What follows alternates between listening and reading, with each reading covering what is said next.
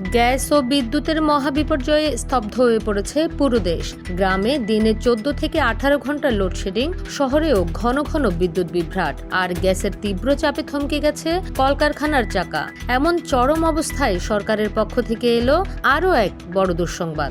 অর্থমন্ত্রী আমির খসরু মাহমুদ চৌধুরী ও বাণিজ্যমন্ত্রী স্পষ্ট জানিয়েছেন, চলমান এই গ্যাস ও বিদ্যুৎ সংকট পুরোপুরি কাটিয়ে উঠতে সময় লাগবে সর্বনিম্ন 1.5 থেকে 2 বছর। তবে অর্থনীতিবিদ ও বিশেষজ্ঞদের আশঙ্কা, এই 2 বছর জ্বালানি সংকট দীর্ঘস্থায়ী হলে বিদেশি অর্ডার বাতিল, ব্যাপক উৎপাদন ঘাটতি এবং লাখ লাখ শ্রমিকের চাকরি হারানোর মতো চরম বিপর্যয়ের মুখে পড়বে দেশের সামগ্রিক অর্থনীতি। সিএনজি সংকটে পরিবহন ভাড়া বেড়ে যাওয়ায় ও বাসাবাড়িতে চুলা না জ্বলায় চরম ক্ষোভে ফুঁসছে সাধারণ মানুষ। জ্বালানি বিশেষজ্ঞদের মতে, বিগত সরকারের ভুল আমদানি নির্ভর নীতি এবং নিজস্ব গ্যাস উত্তোলনে ব্যর্থতার কারণেই বর্তমান এই অচলাবস্থা।